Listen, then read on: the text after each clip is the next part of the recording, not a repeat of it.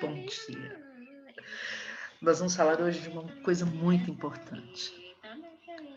A diferença entre arte, dentro da arte ambiente, da instalação e da intervenção. Vamos nessa? Sim, eu vou começar a compartilhar o slide.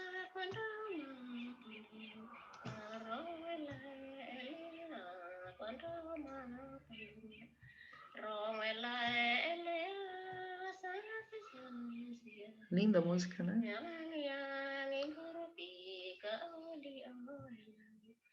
Você está acostumado a ouvir só batidão?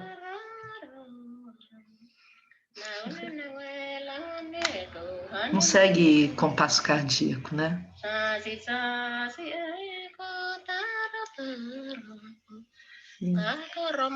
Isso e um copo d'água, eu não estou precisando de mais nada. Vamos silenciar. A gente vai começar a trabalhar.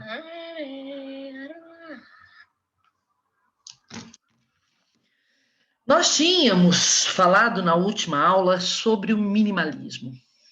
E por que eu voltei aqui? Se eu vou falar de novo do minimalismo? Não.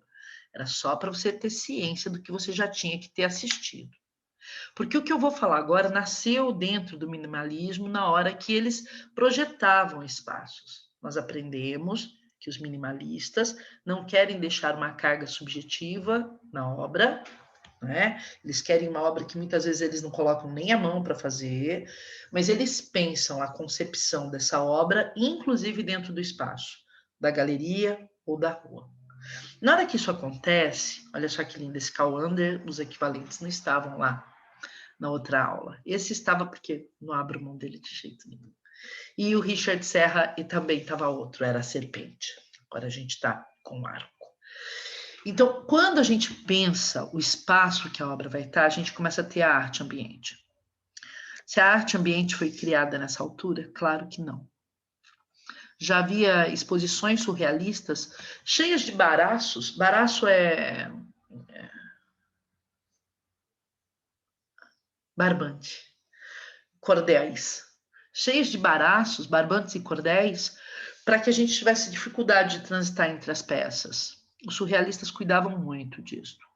Depois também foi feita uma exposição cinética, que também era um pouco difícil de passar e tinha uma brincadeira com o espaço. Mas não era uma coisa assim, não era o propósito primeiro, entendeu? Era antes mais o blagueur, o blag é piada. Então era mais o blagueur das vanguardas, das primeiras vanguardas, do que efetivamente um cálculo.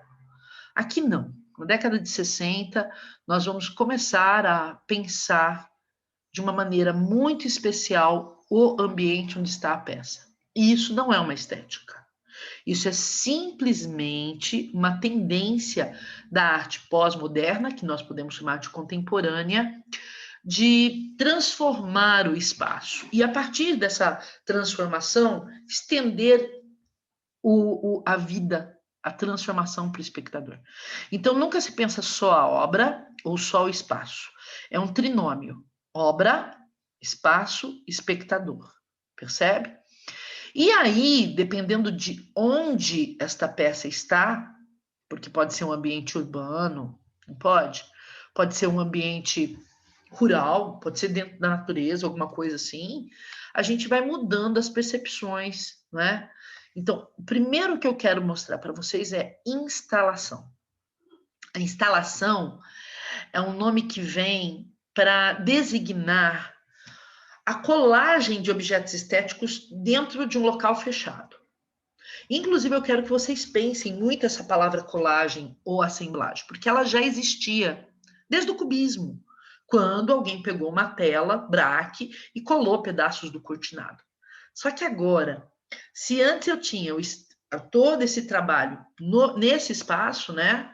A gente viu, inclusive, a combine painting com algumas assemblagens, colagens. Agora a colagem vai ser no ambiente inteiro. Ai, gente, isso é fantástico. Isso é maravilhoso. O ambiente inteiro sendo pensado. A gente vai construir para promover ali um momento, entendeu? Do fruidor. eu trouxe para vocês a cama, da Tracy Emin. Eu sei que muitos entre vocês vão falar que isso não é arte, e eu lamento por isso. A visão mais conservadora sobre a arte, especialmente com Scruton, é uma visão que mata 150 anos de história só por conta de um gosto pessoal. Negar a história é fora de propósito. Ele morreu em janeiro desse ano e deixa um livro chamado Beleza, tem até um documentário, vocês podem assistir. E, na realidade, o posicionamento dele não é o posicionamento de um acadêmico. Não! É um posicionamento de um romântico, que quer uma vida toda idealizada e enfeitadinha, para ele poder passar sem dor. Agora, isso na contemporaneidade não tem espaço mais. Não tem como voltar. Não tem como apagar a história. Não tem como apagar o século XX como um cenário de tantas dores. E não é só a Primeira e a Segunda Grande Guerra, não.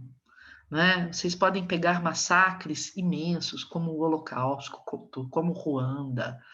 Entende? Stalin. Você pode pegar uma lista. Não dá.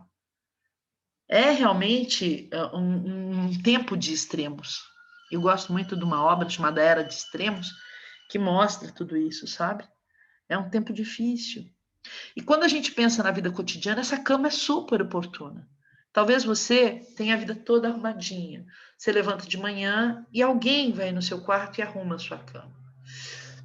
Aí, quando você chega no final do dia, a tua cama está arrumada. Olha, você nem lembra que ela foi desarrumada, né? Catam as coisas, recolhem tudo para você. Mas se você que está aí do outro lado não tem quem arrume a sua cama, e se não for uma vontade sacralizada de arrumar a sua cama, você já ficou com a cama desarrumada de um dia para o outro. E pode ser que dentro dessa correria que te absorve, para você ser uma pessoa que já levantou e foi produzir, ao pé da sua cama tem alguns objetos íntimos que, se você revisar bem, a gente pode jogar tudo fora. Ou não, porque é a recolha da tua história, do teu momento. É aquela bula de remédio, sua pantufa preferida, que molhou quando você saía do banheiro, uma garrafa d'água, porque a gente também bebe um pouco de água no meio da noite se acordar sem ter que levantar. Ficou ali no canto alguma coisa com a comida, não escovou os dentes naquele dia. O bichinho de pelúcia vai para outro lado. O hidratante e o antialérgico também está por ali. Talvez um calmante para dormir. É essa vida que está escancarada como uma instalação numa galeria e que valia uma fortuna, tá? Não me pergunta quantos... Gente, isso daqui é preço de milhão essa obra. Você vai falar, então meu quarto vale muito. Vale, seu quarto vale tua vida, é o reflexo de como você está por dentro. Essa obra é uma epifania, é uma revelação. Muitas pessoas vão olhar para ela e vão ter ali uma catarse, entende? E uma catarse epifânica, que ela vai ter uma revelação sobre si mesma. Não dá vontade de falar assim, vem cá, vamos começar a organizar um pouco essa vida? Porque o homem tem necessidade de organização, o homem tem necessidade de rotina. Mas quem me garante que essa pessoa, para estar a pé, a pino, e já não está mais ali, entende? Já se levantou, muito provavelmente foi produzir. Quem disse que ela teve tempo de organizar o seu próprio mundo? Às vezes ela é tão exigida para organizar a condição do outro que o dela ficou assim. E isso é impecável. Para dar conta de administrar as exigências do mundo, e especialmente contemporâneo, e especialmente produtivo, e especialmente capitalista selvagem, nós estamos em 1963. As coisas ficaram assim, entende? São fragmentos de uma vida. É uma obra muito interessante, porque a gente para refletir. O porquê que hoje, por exemplo, no Brasil, os 2 medicamentos que mais se vendem é analgésicos e psicotrópicos, como o Dorflex e o Rivotril, né? O Dorflex fica mais naqueles que não tem médico e que se automedicam, né? Vai lá e toma um Dorflex para ver se passa a dor do corpo e dorme um pouco melhor. Nunca viu isso? Tô te contando uma história de Nárnia. Então, essas coisas que a arte faz, ela é questionadora, ela é questionadora, ela é questionadora. E a intervenção, ela já é um pouco mais ambiciosa. Ambiciosa por quê? Porque o artista vai para a rua. Precisa ter muita grandiosidade para ir para a rua. Primeiro porque, sim, muitas obras têm que ser maiores. Não precisam, tá? Tem uns grafiteiros na Inglaterra, a gente não sabe quem é, que pinta assim, só umas forminhas de um jogo do Atari antigo, que é um fantasminha do Come Come. Vocês já viram aquele joguinho Come Come que aparece um fantasminha meio assim, ó, e é devorado ou não, dá problema? Então eles fazem só assim, de vez em quando, numa paredezinha, um fantasminha. Pode ser pequeno.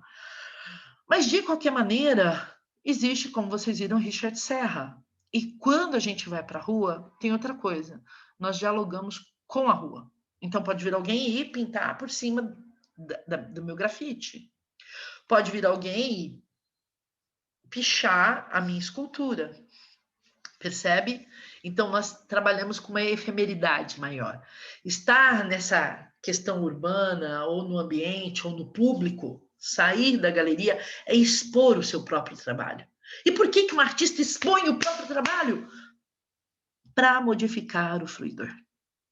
Porque ele acredita numa arte transformadora. Então, a arte vai ser discurso, muitas vezes. Político? Ué, toda a arte é política, diz a Lisete Lanhado. Peraí, quando eu faço Independência ou Morte, de Pedro Américo, mega romântico, e coloco Dom Pedro sobre um cavalo branco, quando o cara andava de mula, eu tô fazendo o quê? Poesia ou política? Para! Toda obra é política. Política é uma coisa que permeia as nossas vidas. A política permeia as nossas vidas. Você estava achando que a arte acadêmica não manipulava? Gente, vocês não estudaram nada comigo, então. Olha a morte de Mará, de Davi. Davi transforma um assassino louco, que mandou para a guilhotina mais de 3.000 pessoas, numa virgem morta, adormecida, bela e doirada. Gente, pelo amor de Deus, né? Então, a intervenção, ela quer, sim, mexer com as pessoas, mas a arte sempre quis. É só mais uma vez. Só que agora mexe com as pessoas no sentido não mais de domá-las, mas de libertá-las, de fomentar o senso crítico. E isso incomoda muita gente, porque todo mundo iria querer conservar o estado de coisas, né, o status quo, sempre igual. E aí o artista vai para a rua e leva algo que faz o outro, que antes passava pelo espaço e que não questionava nada, a questionar. E isso é lindo. Olha só no Rio de Janeiro esse coletivo gráfico. Os meninos levam poesia, levam beleza que eles fizeram antes em papéis, com algum suporte, com alguma ajuda de algumas instituições. Eles tentam melhorar o espaço público. Tá, você vai falar que você não gostou. E sim, talvez o inferno esteja muito cheio de boas intenções. E a intenção não é de verdade o resultado. Nunca foi. Nunca foi. Nós não vivemos de intenções. Nós vivemos de resultado. É fato. Eu sou uma pessoa que corto como lâmina nessa hora. Não tem problema. Só que se você não tentar, o resultado não vem. Então, o resultado para vir precisa de muitas intenções. Se você acha o trabalho deles feio, eles estão fazendo algo voluntariamente para tentar deixar o espaço mais bonito. Ou não, como Basquiat, que queria levar a dor e a fealdade para os metros, para os metrôs, e que foi descoberto por Angel Rowe. E, inclusive, se eu for fazer uma redação, olha, gente, vou falar isso para vocês, eu não devia, não. Eu devia ficar quieto e guardar só para mim. Se eu fizesse alguma... É que somos muitos, né? Se eu fosse fazer uma redação sobre racismo, eu não ia deixar o Michel Basquiat de fora. Tem que lembrar como escreve esse nome inteiro, né? Até porque tem livro dele com a Maya Angelou. Nossa Senhora! Não é fantástico? Fantástico. Imagina uma redação com... Esse é mais fácil escrever. Banksy. Ele fala de tudo. Imagina. Olha isso. As forças. Aqui são ou não são forças opressoras? Vocês percebem como eles querem mudar o status quo? Por que que eles incomodam? Por que que tem gente que acha que não é arte? Agora, a menina correndo com o corpo queimado naquele fotojornalismo, a menina da foto, também não é decente. Entende? É por isso que esse tipo de artista, todo mundo tenta falar que não é. E é fantástico. Aqui no Brasil, eu acho que um grafiteiro muito interessante, essa foto não está fazendo jus. É difícil conseguir essa grande angular com qualidade que não fragmente na hora que eu exponho para vocês. Foi das Olimpíadas. Olha esse boulevard. Por que que eu coloquei? Para, primeiro, se esse ano é uma questão muito dos povos originários, né? Por conta das queimadas, por conta da pandemia. Olha, se você precisa, no Boulevard Olímpico, o Cobra, ele exalta a força, o valor, a história. Veja que por trás da cabeça e na lateral, aqui assim, o que nós temos é a natureza. Ah, isso é muito lindo. Na verdade, falta um pouco caracterizações da etnia. Entende? A boca talvez o nariz, os olhos faltam um pouco. Tá muito amainado, tá muito baixo. Precisava de um pouco mais de vitalidade. Na verdade, o artista quis colocar poesia, vocês percebem? Ó, tapa a parte de baixo. Toda vez que você vira uma foto, você quer saber qual é o estado de ânimo da pessoa, você tapa a boca e o nariz. Toda vez. Você vai saber se aquele sorriso é verdadeiro. Tá? E aí vai surgir a lente arte. Mas eu vou deixar a lente arte para um próximo vídeo, para não ficar tudo pesado. Tá legal? Vocês estão vendo até onde eu tô parando? Vou voltar aqui na lente arte no próximo vídeo. Por quê? Porque é uma forma de arte ambiente. Não vai ser legal? Vou parar para não ficar longo. Foi uma discussão bacana. Você aprendeu, ou pelo menos tem material, rudimento para pensar em intervenção e instalação.